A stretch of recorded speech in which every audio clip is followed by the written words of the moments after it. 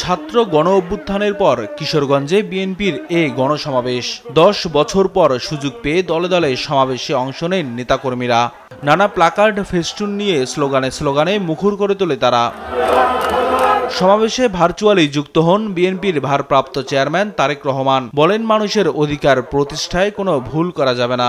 শুধুমাত্র রাজনৈতিক মুক্তি হলে, রাজনৈতিক অধিকার প্রতিষ্ঠা হলেই সকল কিছু হয়ে যায় না।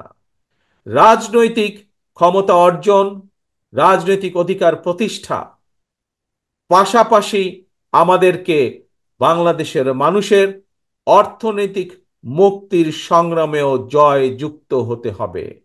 বাংলাদেশের মানুষের অর্থনৈতিক সংগ্রামেও আমাদেরকে জয় পেতে হবে।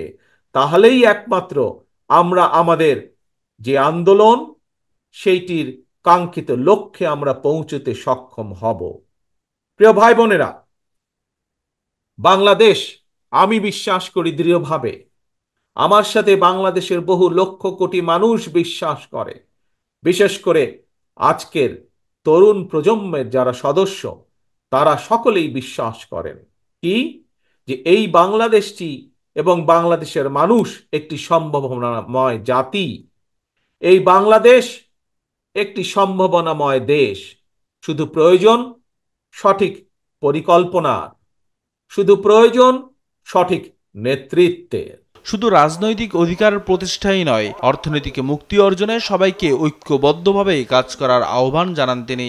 সতর্কভাবে খেয়াল রাখতে হবে আমাদেরকে, যে তারা এই কাজটি, জনগণের এই কাজটি করতে গিয়ে, জনগণের রাজনৈতিক অধিকার প্রতিষ্ঠা যে কাজ, সেটি করতে গিয়ে এমন কোনো পরিস্থিতির উদ্ভব যেন না হয়, যাতে করে অন্য স্বৈরাচার আবার কোনো ষড়যন্ত্র করার সুযোগ পায়।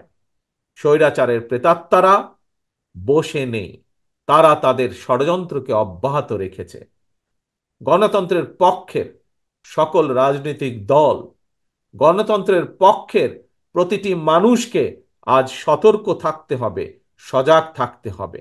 একইভাবে যেরকম আমরা এই অন্তর্বর্তীকালীন সরকারকে সহযোগিতা করব, একই সাথে আমাদেরকে এটাও বলবে যে কোথায় কি সমস্যা হচ্ছে এবং কিভাবে তার সমাধান করতে হবে, সেই সহযোগিতা আমাদের তাদেরকে দিতে হবে।